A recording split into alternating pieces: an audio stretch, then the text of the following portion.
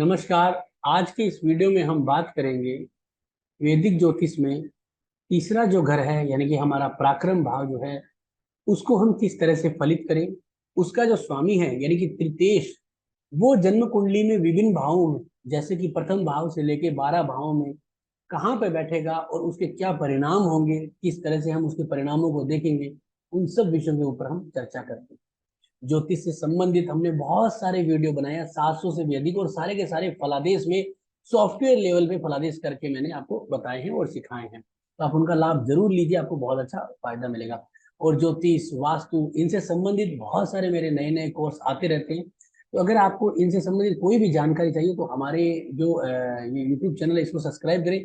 मेरा Facebook page है उसका भी लिंक आपको आएगा, उसको भी आप जो है वो फॉलो कर लीजिए, जिससे कि जो भी आपका नोटिफिकेशन होता है आपको मिलता रहे। मोस्टली हमारा दिल्ली में विजिट होता रहता है, तो कोई भी तरह की जानकारी चाहिए तो हम आपको प्रोवाइड करवा सकते हैं। अब देखिए हमारा जो टॉपिक है तीसरे घर का स्वामी और वो विभिन्न भावों में किस तरह के परिणाम देगा। देखिए सबसे महत्वपूर्ण है कि फलादेश निकालना। अब तीसरे घर के स्वामी के फलादेश हम किताबों में भी देख सकते हैं, अलग अलग वीडियो यूट्यूब पे बहुत सारे पड़े हैं, लेकिन सबसे इंपॉर्टेंट क्या होता है कि जितने हम लोग हैं इस धरती के ऊपर उतने ही कुंडलियां हैं और उतने ही लोगों के विभिन्न विभिन्न परिणाम है। मान लीजिए कि मेरा तीसरे घर में कोई ग्रह बैठा है, वो सॉरी तीसरे घर का जो स्वामी है वो पांचवें में बैठा है, तो मेरे जैसे बहुत सारे लोग हैं जिसका तीसरे घर का स्वामी पांचवें में बैठा है। तो जरूरी नहीं है कि एक जैसा परिणाम हो, डिपेंड करता है किस पे। एक तो हमारी उम्र के पड़ाव से, एक हमारी रहन सहन से, एक हमारा जो नेचर है। नेचर क्या है? जन्म कुंडली के दूसरे ग्रहों से बनता है, एक दूसरे ग्रहों की दृष्टियों से भी जो है वो योग बनता रहता है। ठीक है, तो हम कैसे उसको फलित करेंगे उसका मैं एक छोटा सा हिंट दे देता हूं। क्योंकि देखिए सबसे इंपॉर्टेंट फलादेश होता है, और फलादेश जब आप करोगे ना तभी आप असली पकड़ को पहुंच पाओगे। नहीं तो किताबें बहुत है पढ़ने के लिए, आप आराम से पढ़ सकते हैं कि भाई तीसरे घर का स्वामी चौथे में गया, प्रॉपर्टी का लाभ देगा या वो देगा, जो भी है, इतने सारी चीजें हम कर सकते हैं। हम इस वीडियो के अंदर पहले तो फलादेश के ट्रिक समझेंगे, उसके बाद अच्छे और बुरे परिणामों का जानकारी लेंगे। तो सबसे पहला मेरा जो रिक्वेस्ट यही रहेगा, मेरा यूट्यूब चैनल सब्सक्राइब जरूर करें, नोटिफिकेशन बेल को प्रेस आप करते रहिए। अब देखिए सबसे पहले कि आपको फलादेश कैसे करना है। जैसे कि तीसरा घर जो है ना वो हमारा पराक्रम का भाव होता है, और पराक्रम का मतलब कि हमारे अंदर जो शारीरिक ताकत है वो भी है, दूसरा कि हमारा जो बोलने का जो कम्युनिकेशन है वो भी है, और तीसरा जो है वो होता है हमारा जो बॉडी लैंग्वेज है। बॉडी लैंग्वेज लगन से देखा जाता है, लेकिन जो बॉडी लैंग्वेज यानी कि जो हमारा कम्युनिकेशन और शारीरिक ताकत दोनों को मिला के जो बॉडी लैंग्वेज बनता है, जो हार्डली मेहनत को दिखाता है, वो कहीं ना कहीं तीसरा घर हमारा दिखाता है। ठीक है, अब इसको फलित कैसे कर सकते हैं कि तीसरे घर के अंदर कोई अगर ग्रह बैठा है, तो अगर वो ग्रह कोई जन्म कुंडली का शुभ ग्रह, तो हमारे लिए एक प्लस पॉइंट बनता है। पहला प्लस पॉइंट, जन्म कुंडली का कोई शुभ ग्रह अगर तीसरे घर में बैठा है, हम तीसरे घर की बात कर रहे हैं, इसी तरह से आप सभी ग्रहों का जो है फलादेश सीख सकते हैं। तो यहाँ पे जैसे कि जन्म कुंडली का कोई शुभ ग्रह, जैसे इस जन्म कुंडली में शुभ ग्रह गुरु है, अब गुरु यहाँ पे बैठ जाता तीसरे घर में तो लाभ देता। अब तीसरे घर में कोई ऐसा अशुभ ग्रह नहीं बैठ जाए जो जन्म कुंडली का शुभ है, जैसे कि जन्म कुंडली के अंदर जो शुक्र है वो मार्केश होता है, और दूसरा ये कि कोई ग्रह यहाँ पे आके नीच का ना हो जाए। जैसे यहाँ पे तो क्या है, मिथुन राशि आ रही है, मान लीजिए कोई भी आपकी राशि आ रही हो, वहां पे कोई ग्रह आके नीच का नहीं हो जाए, या जन्म कुंडली का कोई और अशुभ ग्रह जैसे छठे आठवें बारहवें का स्वामी या फिर मार्केश हो। तो यहाँ पे आठवें घर का स्वामी मंगल है, लेकिन मंगल लगने से इसलिए वो अशुभ नहीं है, इसलिए अशुभ का दोष नहीं लगेगा, तो यहाँ पे बैठ रहा है तो पराक्रम को दिखाएगा। इसलिए क्या होता है, आपको पहले तो ये देखना है कि यहाँ का मालिक शुभ ग्रह हो, अशुभ ग्रह नहीं हो, या फिर कोई दूसरा ग्रह आके इसमें जो है वो नीच राशि में ना हो जाए, यानी नीच ना हो जाए। तीसरा कि आपका यहाँ पे ग्रह जो है वो शत्रु का ग्रह नहीं आ जाए, जैसे कि बुध है। अब यहाँ पे मान लीजिए उदाहरण के लिए बुध यहाँ पे जो है मालिक है तीसरे ग्रह का, अब चंद्रमा और बुध की अति शत्रुता है, मंगल की भी अति शत्रुता है, तो यहाँ पे अगर चंद्रमा और मंगल आ जाएंगे तो कहीं ना कहीं पराक्रम को काटेंगे।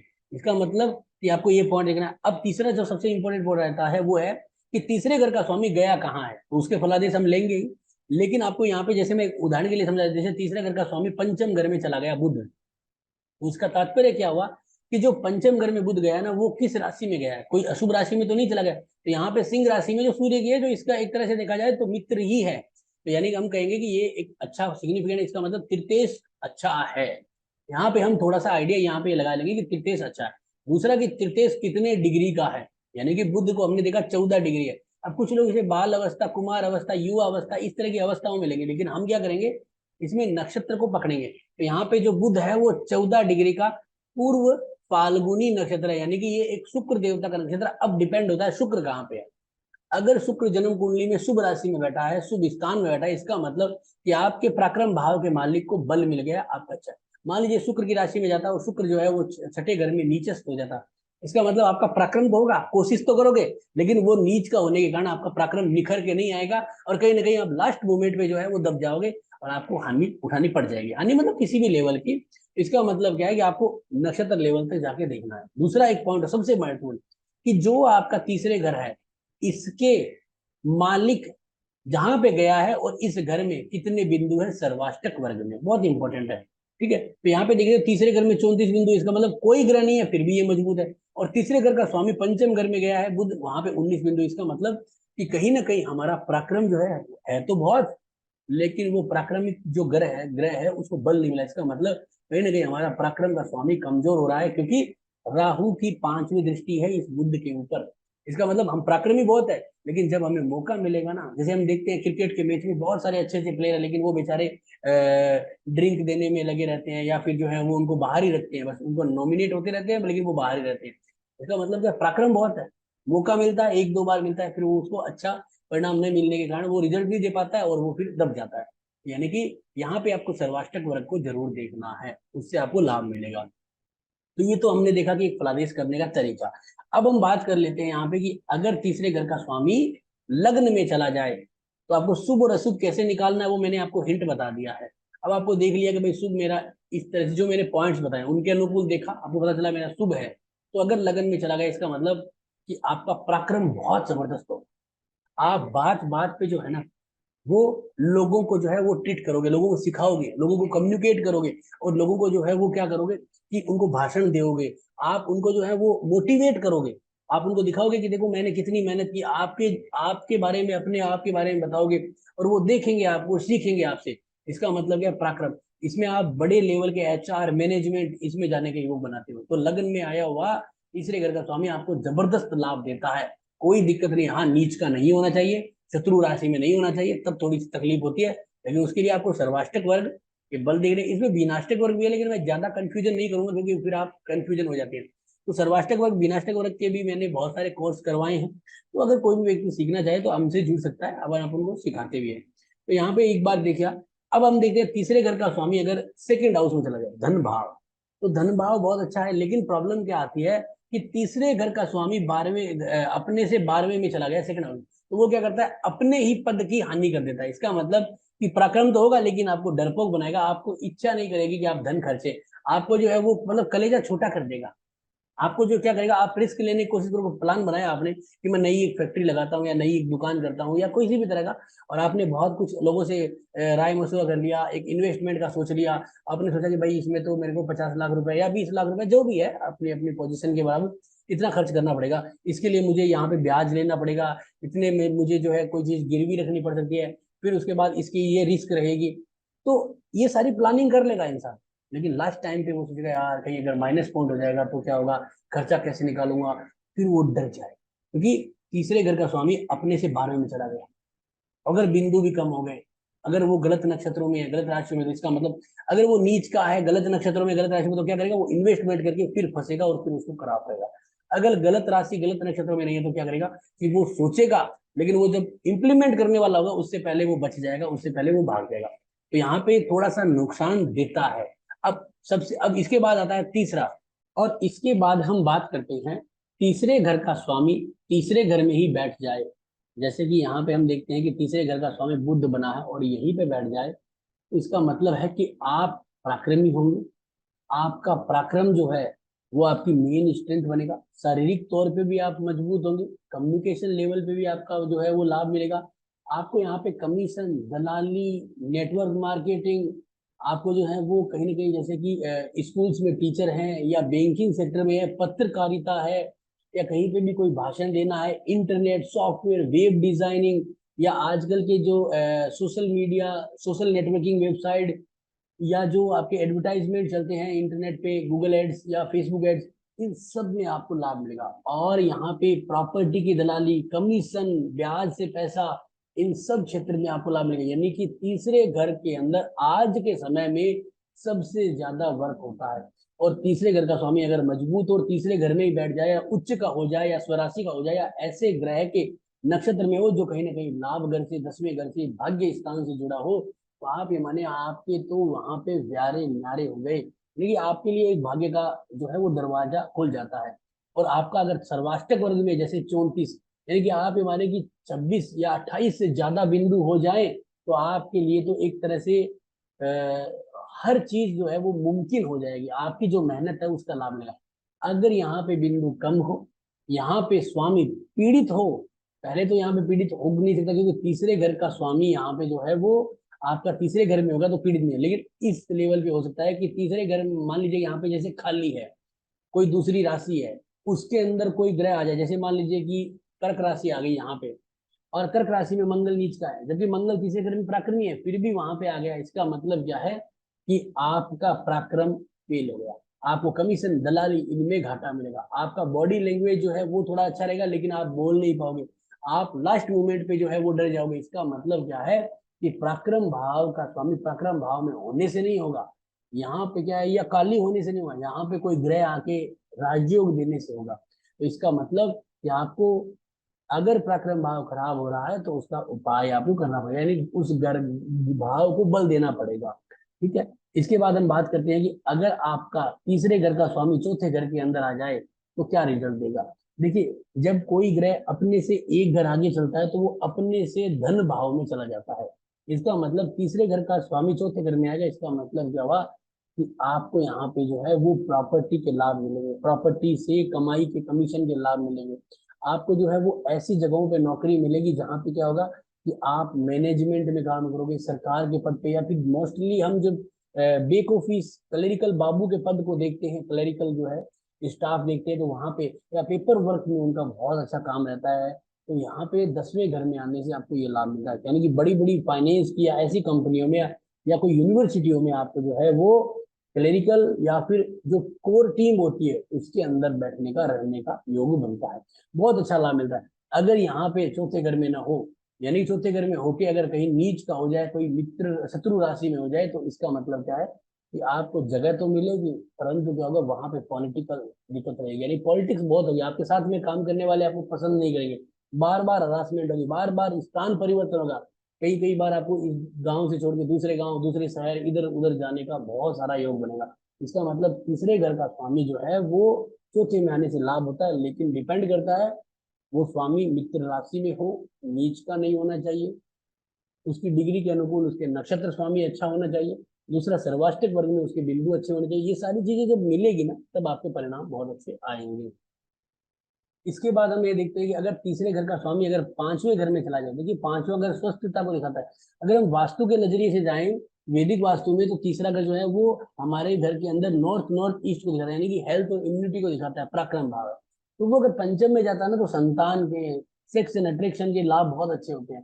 परंतु दिक्कत क्या है कि अगर वो अच्छे भाव में जाए तभी, नहीं तो अगर मान लीजिए कि यहाँ पे अगर जैसे कि बुध आया यहाँ पे और वो अगर कन्या राशि में होता तो क्या होता, वो उच्च का होता, तो हमें क्या मिलता कि हर तरह से लाभ, स्वास्थ्य से संबंधित लाभ, बुद्धिमत्ता, सॉफ्टवेयर इंजीनियरिंग या किसी पत्रकारिता की कंपनियों में नौकरियां, बहुत बड़े अच्छे कोई अखबार या ऐसी कोई जगह पे बैंकिंग सेक्टर में, या कोई बहुत बड़ी मल्टीनेशनल कंपनी में मार्केटिंग का योग बनता।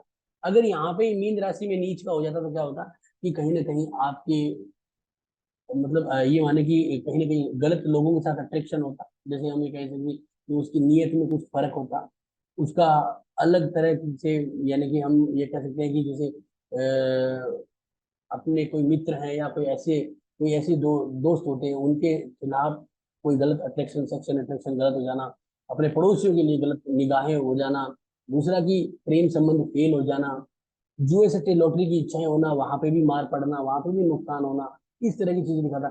इंजीनियरिंग दिमाग होगा लेकिन वो गलत रास्तों में जाएगा, गलत रास्तों, जैसे कई बार कुछ इंजीनियर बहुत अच्छे होते हैं कुछ टेक्निकल में, लेकिन वो क्या करते हैं कहीं ना कहीं फ्रॉडबाजी, चोरी चकारी, जैसे ये आप देखते हो, लोग स्मार्ट होते हैं बोलने में, मोबाइल पे फोन करते हैं भाई आपको लॉटरी लगी है, वो लगी है, इस तरह से धन कमाते हैं। वो ये नहीं सोचते कि हमारे अंदर टैलेंट है तो हम सीधे रास्ते जाएं, क्योंकि वहां पे क्या होगा कि वो पांचवें घर के अंदर ग्रह जो है वो कहीं ना कहीं खराब होता है, तीसरे घर का मालिक, तो जब तक वो अपने कम्युनिकेशन पे विश्वास न हो कि वो गलत रास्ते से धन कमाने की कोशिश करता है।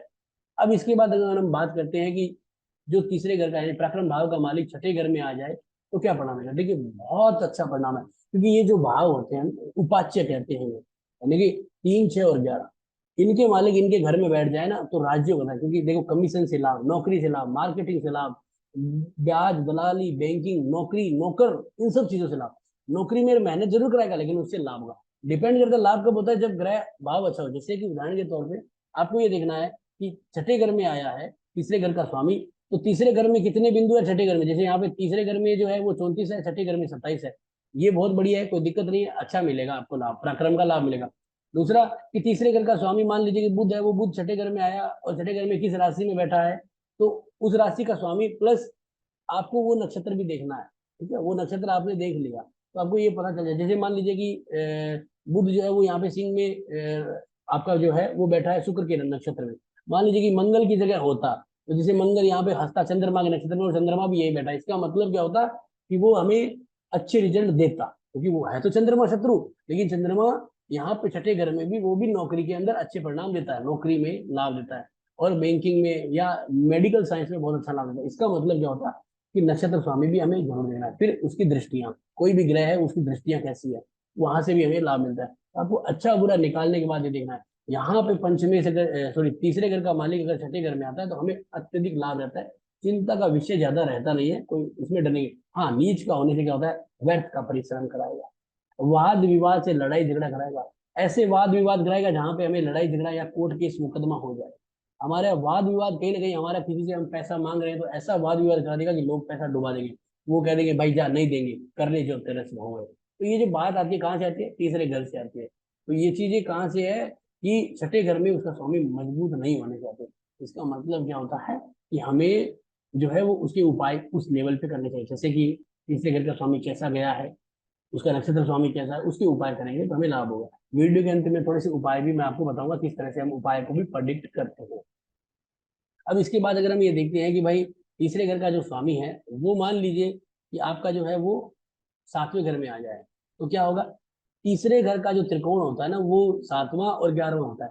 इसका मतलब कि आपको व्यापार में कोई कम्युनिकेशन से संबंधित या मार्केटिंग या दलाली से संबंधित कोई व्यापार करने में लाभ हो। पहली बात है आपको अपना व्यापार अपने लोकल से थोड़ा सा मतलब दूर, जैसे कि मान लीजिए आप एक गांव में रह रहे हो या शहर में रह रहे हो, तो आपको पड़ोस के गांव में करने से या फिर मार्केटिंग के द्वारा उनमें घूम के काम लाने से ज्यादा लाभ मिलेगा। तीसरा पॉइंट क्या होता है कि यहाँ पे जो है वो आपको आपके जो विवाह होगा उसमें भी आपको पड़ोस में, यानी पड़ोस का मतलब है आपके 100, 150, 200 किलोमीटर या फिर पड़ोस में शादी के भी योग बनते हैं। तीसरा एक व्यापार में आपका कम्युनिकेशन बहुत अच्छा हो जाता है, जिससे कि आपको ये लाभ मिलता है कि आपको उस व्यापार में ग्रोथ मिलती है। ये शुभ परिणाम है अगर शुभ होने से, ठीक है ना। मैं शुभ और अशुभ दोनों परिणामों को बताता हूँ आपको। उसके बाद आपका जो पार्टनर है वो भी आपको फायदा देगा, छोटे भाइयों से हमें लाभ मिलेगा, छोटे भाई हमारे बिजनेस पार्टनर हो सकते हैं, वहां से लाभ मिलेगा। दूसरा आपके पड़ोसी भी आपको सपोर्ट करेंगे, पड़ोसियों से भी आपको लाभ मिलेगा। ये सारी चीजें हमें लाभ के योग बनाती है। और दूसरा है कि हमें विदेशी यात्रा, विदेशी कारोबार से भी लाभ मिलने का योग बन जाता है, क्योंकि तीसरा घर जो है ना वो विदेश का तो नहीं है लेकिन घर से बाहर का है। तो हम ये कह सकते हैं कि हमारा छोटा बड़ा इम्पोर्ट एक्सपोर्ट का काम है, उससे भी हमें लाभ है, ट्रांसपोर्ट के काम में भी हमें लाभ मिलता है। अब नुकसान की अगर बात करें तो नुकसान की वही चीजें हैं, आपको नक्षत्र इसका देखना पड़ेगा, नीच राशि में नहीं आना चाहिए, उसके सर्वाष्टक वर्ग में बिंदु देखने पड़ेंगे। ये जैसे मैंने शुरू में बताया था आपको फलादेश कैसे करें, आपको अगर फलादेश सीखना है तो इस वीडियो का जो शुरू का पार्ट है 1-2 मिनट का उसको जरूर देखिए, उससे आपको आइडिया हो जाएगा। अब आपने ये देखा कि भाई अगर अशुभ है तो क्या होगा कि हमारे को ऐसे पार्टनर मिलेंगे जो धोखा देंगे, पत्नी से हमेशा आर्ग्यूमेंट रहेगा, छोटे भाई प्रॉपर्टी के लिए विवाद करेंगे, व्यापार में अपनी अड़चन करेंगे और भयंकर परेशान करेंगे, ये सब चीजें दिखाई दे जाएंगी। दूसरा कि हमारे पड़ोसी हमें कभी भी सुख से जीने नहीं देंगे। हमारे पड़ोसी का मतलब ये नहीं कि घर का पड़ोसी, व्यापार के जो कंपटीटर है, व्यापार के पास जो दुकान है, जैसे हम देखते हैं कि इलेक्ट्रिक का मार्केट है तो उसमें इलेक्ट्रिक मार्केट की दुकानें बहुत सारी होती है, सब्जी में सब्जी वालों की दुकानें होती है, गारमेंट में गारमेंट वालों की आस पड़ोस में दुकान। तो वो लोग क्या करते हैं, एक तो कुछ लोग तो मित्रतापूर्ण रहते हैं कि भाई चलो कोई नहीं, भाग्य की बातें हैं, इसको भी काम आ रहा है, इसको भी आ रहा है। एक होता है कि वो ऐसे ऐसे कंपटीटर लाते हैं कि वो उस व्यक्ति को फेल करना चाहते हैं, नई नई स्कीमें लाते हैं। तो ऐसा जो चीजें होती है वो कब होती है, जब तीसरे घर का स्वामी सातवें में आके वो कहीं अशुभ हो जाए, नीच का हो जाए, तो उसको हमेशा भयंकर कंपटीशन का सामना करना पड़ता है और वहां पे वो प्रताड़ित होता है, प्रताड़ित होता है। वो मार्केट छोड़ने भी सोचेगा भाई यहाँ पे लोग हमें दाल गलने नहीं देंगे, यहाँ पे तो हम 100 रुपए की चीज ला रहे हैं, लोग घाटे में बेच के भी हमें परेशान कर रहे हैं। तो इसका मतलब क्या है कि आपको यहाँ पे इसके उपाय करने पड़ते हैं, ठीक है ना। उसके बाद अगर हम देखते हैं कि जो आपका तीसरे घर का स्वामी है वो अगर आठवें घर में आ जाए, देखिए ये एक बड़ा इंपॉर्टेंट पॉइंट होता है। तीसरा घर जो है ना वो ट्रेडिंग का भी है, जुए सट्टे लॉटरी का भी है। तीसरा घर मार्केटिंग कमीशन दलाली नेटवर्क मार्केटिंग सब का है। तो अगर तीसरे घर का स्वामी आठवें घर में आता है तो कहीं ना कहीं हमें इस तरह की चीजों में जो है वो धन नजर आता है, जैसे कि जुए सट्टे लॉटरी से आपका जो है वो शेयर मार्केट से पैसा कमा ले, इस तरह की जो चीजें, या फिर ऑकल्ट से पैसा कमा ले। एक कुछ चीजें ऐसी होती है जहां पे हमें जल्दी धन कमाने की इच्छा ज्यादा हो जाती है अगर तीसरे का स्वामी आठवें में। अगर वो स्वामी आठवें में आके उसका नक्षत्र स्वामी या राशि स्वामी अगर लाभ घर से जुड़ जाए, तब तो आप यहाँ से पैसा कमा के निकल सकते हो। अन्यथा आप हमेशा स्ट्रगल में रहोगे और आप धीरे धीरे धीरे धीरे अपना ही पैसा अंत करते जाओ, अपना ही पैसे को नुकसान होगा। दूसरा क्या है, अगर लाभ होता है तो जरूरी नहीं कि सब वो व्यक्ति जुए सट्टे लॉटरी से कमाते हैं। कुछ व्यक्ति जैसे कि बहुत अच्छे जुडिशियली वकील बन जाते हैं। बहुत सारे लोग क्या करते हैं कि नई नई स्कीम बनाने वाले इंजीनियर, एचआर या फिर मार्केटिंग एक्सपर्ट बन जाते हैं। जैसे होता है ना, कई लोग बहुत जबरदस्त स्कीम लेके आते हैं मार्केट के अंदर, बहुत बड़ा एक काम कर देते हैं। या फिर सीजनेबल धंधे से पैसा कमाते हैं। या फिर क्या करते हैं वो लोग जो है वो क्या करेंगे, जमीन से निकला हुआ, जैसे कि भूगर्भ से निकलने वाली माइनिंग, इससे संबंधित इंजीनियरिंग, उसमें पैसा कमाएंगे। पत्रकारिता में अगर हम बात करें तो वो सनसनीखेज खुलासे करते हैं, स्टिंग ऑपरेशन करते हैं, या सीबीआई सीआईडी या फिर ऐसा कोई भी खुफिया विभाग है उसमें नौकरी करके वहां से धन कमा देते हैं। इनकम टैक्स, शहर टैक्स, ऐसे कोई खुफिया विभाग है जहाँ पे रिसर्च होती है बहुत ज्यादा, तो वहां से धन कमा सकते हैं। इसका मतलब कि आठवें में आया हुआ स्वामी गलत नहीं है, डिपेंड करता है उसके नक्षत्र और राशि स्वामी ये फलादेश के लिए। इसके लिए हमने बहुत सारे वीडियोस बनाए, उनमें बहुत सारे अच्छे अच्छे फलादेश करके हमने बताया, तब उनको भी आप देख के उनसे सीख सकते हैं। अब तीसरे घर का स्वामी अगर नवम घर में आ जाए तो देखिए सबसे पहले तो क्या होगा, पिता को लाभ होता है, पिता की स्ट्रेंथ बढ़ जाती है, यानी कि पिता का पराक्रम बढ़ जाता है कि भाई अब मेरे साथ में काम करने वाले लोग आ चुके हैं, मेरा बेटा मेरा सपोर्ट करेगा। दूसरा क्या होता है, पिता का सपोर्ट हमें मिलता है। एक और पॉइंट यहाँ पे सबसे बढ़िया क्या होता है, जब तक जो है वो धर्म से संबंधित धन कमाता है, जब तक जो है वो सांसारिक होगा, जब तक जो है वो अपने घर से दूर विदेश में या फिर दूसरे कोई स्टेट में जाकर धन कमाने का योग बनाएगा। ये यहाँ पे बहुत अच्छे परिणाम देता है। जहां तक विदेशी कारोबार, इंपोर्ट एक्सपोर्ट का कारोबार, या फिर जुडिशियल लाइन के अंदर जो हमारे वकील के ऊपर जज होते हैं, या फिर बड़े लेक्चरार होते हैं कॉलेजेस में, या कोई मेडिकल कॉलेज में ऐसे कोई लेक्चरार या बड़ा पद जो है उसमें आपको धन कमाने का योग होता है। यानी कि कुछ ऐसे व्यक्ति जो एजुकेशन सेक्टर में भी अपर लेवल पे बैठे हैं, ऐसे लोगों को दिखाता है। तो यहाँ पे बहुत अच्छे लाभ है इसका। और नुकसान होते तो क्या है, पिता से कंपटीशन।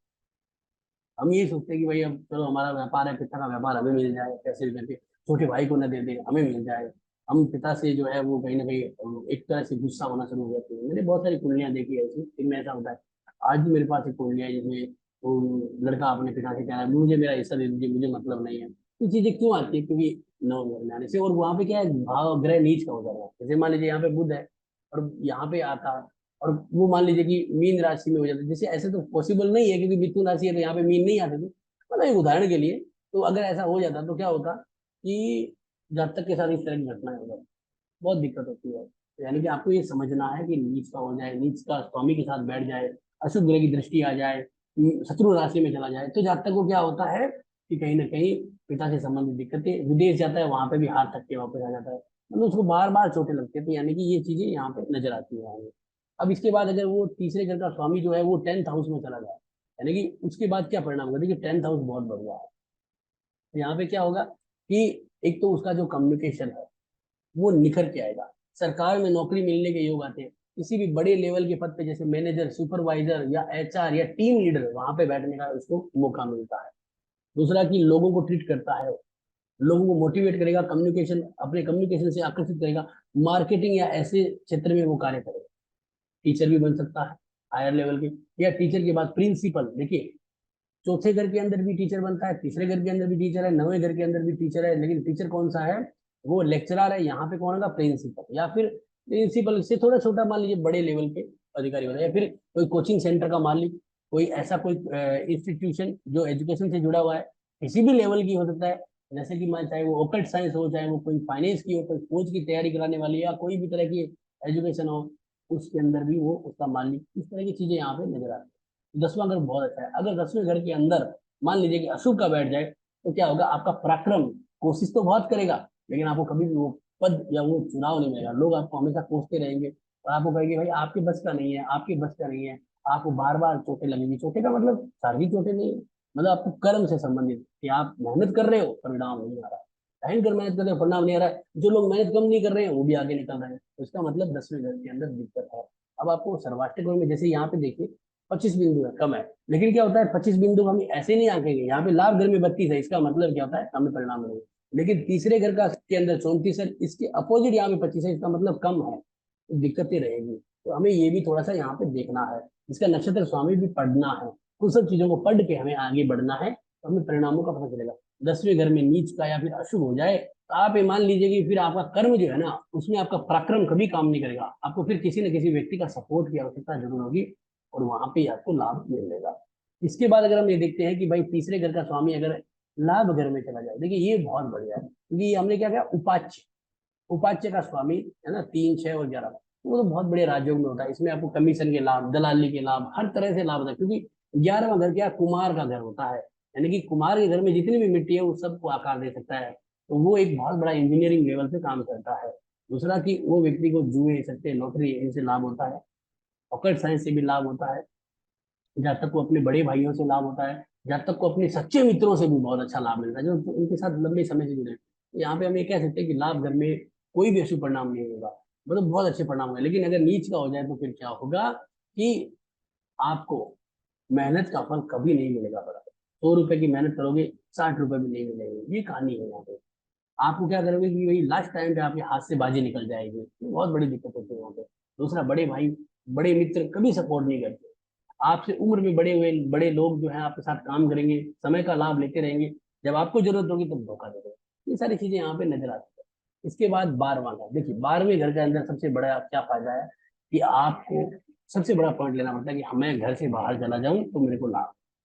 अगर शुभ बैठा है तो इसका मतलब आप अगर अपना निवास स्थान छोड़ देते हो तो सबसे बड़ा फायदा होता है, तो ये लाभ होता है। दूसरा क्या है कि इन्वेस्टमेंट के द्वारा लाभ है, जैसे इंश्योरेंस कंपनी का काम करना बहुत बढ़िया लाभ देता है, फाइनेंस मैनेजमेंट का काम करना बहुत बढ़िया लाभ है, फाइनेंसिंग कंपनी में काम करना बहुत अच्छा लाभ है, इम्पोर्ट एक्सपोर्ट का व्यापार करना जबरदस्त लाभ देता है, किसी भी तेवर का हो। या फिर जो है वो जल से संबंधित, जैसे आपकी नौसेना है उसमें काम करिए, लाभ मिलता है। या फिर जैसे कि मछली पकड़ने वाले हैं, या फिर जो है वो लोग जो आपके समुद्री मार्ग से व्यापार कर रहे हैं, उनको भी लाभ है। तो इस तरह से हमें बहुत लाभ है। और विदेशी कल्चर, विदेशी लैंग्वेज, विदेश से संबंधित जुड़े हुए कारोबार, उनसे लाभ मिलता है। अगर वहां पे नीच का हो जाए तो फिर इम्पोर्ट एक्सपोर्ट का व्यापार तो होगा, लेकिन वो घाटे में चला जाएगा, उसमें लूट हो जाएगी। विदेश जाओगे वहां पे भी आपको परेशानी होगी, वहां से भी आप ठगी जा सकते हो, पकड़े जा सकते हो, विदेश में भी आपका सक्सेस नहीं हो पाएगा, यानी कि आप घर के रहोगे ना घाट के रहोगे, अगर यहाँ पे अशुभ परिणाम होने से होता है। दूसरा एक होता है कि आपके इन्वेस्टमेंट गलत चले जाएंगे, आप कई समय के लिए किसी के बहकावे में आके इन्वेस्ट करोगे, बाद में 5 साल 10 साल बाद पता चलेगा कि वो इन्वेस्टमेंट उतना का उतना है, उसमें घाटा और हो गया, कोई फायदा नहीं हुआ, पैसा मिल गया। ये सारी चीजें यहाँ पे अशुभ होने से नजर आती है।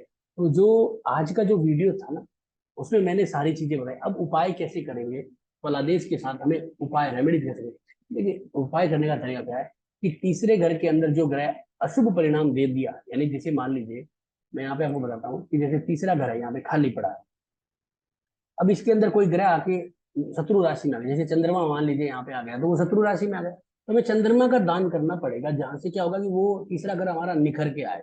पहला पॉइंट तो एक ही उपाय का तरीका। दूसरा कि तीसरे घर का स्वामी जैसे यहाँ पे बुध है, तो बुध को आपको देखना पड़ेगा कि वो कहाँ गया है। वहां पे तो वो मित्र राशि में नहीं है या शत्रु राशि में नहीं है, मित्र राशि में, तो इसका मतलब उसको बल दे दीजिए। अगर शत्रु राशि में है, इसका मतलब क्या हो रहा है कि इसको आपको जो है वो वहां से निकालना पड़ेगा, तो इसको मतलब क्या है, उसको बल देना है, प्लस उसके मंत्र करने हैं, जिससे क्या होगा कि उसको क्या होगा कि वहां से अशुभता के परिणाम न मिले। ठीक है, उसके बाद उसका नक्षत्र स्वामी कहाँ बैठा है, अगर वो गलत जा रहा है तो उसका मतलब उसके साथ उसके नक्षत्र स्वामी के भी आपको मंत्र करने पड़ेंगे, जहां से वो ग्रह वहां से निकल गया। जैसे मान लीजिए बुध यहाँ पे शुक्र के नक्षत्र में, और शुक्र यहाँ पे तो चौथा चौथे घर में अच्छा है, अगर छठे घर में होता तो इसका मतलब बुध के साथ शुक्र के मंत्र करो, तब जाके क्या होगा कि बुध और शुक्र दोनों को बल मिलेगा, तो बुध निखर के परिणाम देने के लिए आएगा। तो ये उपाय करने का तरीका है। हम क्या करते हैं कि ये देखते नहीं, हाँ भाई बुध के रतन पहन लो, बुध के रतन पहन लो, नहीं। या फिर क्या करते हैं कि भाई हाँ यहाँ पर ग्रह बैठ गया, वो नीचे हो गया, इसके उपाय कर दो, नहीं, लाइन से चलना है तब जाकर। प्लस क्या होता है हमारे को उपाय करने में ये भी होता है कि कुंडली के जो उपाय होते हैं वो रिजल्ट देते हैं, सबसे ज्यादा रिजल्ट देते हैं, लेकिन उनके साथ हमारे घर का जो एक एटमोस्फियर है उसमें भी कुछ चेंजेस करना पड़ता है। क्योंकि जन्म कुंडली वास्तु के बिना अधूरी है, वास्तु जन्म कुंडली के बिना अधूरा है।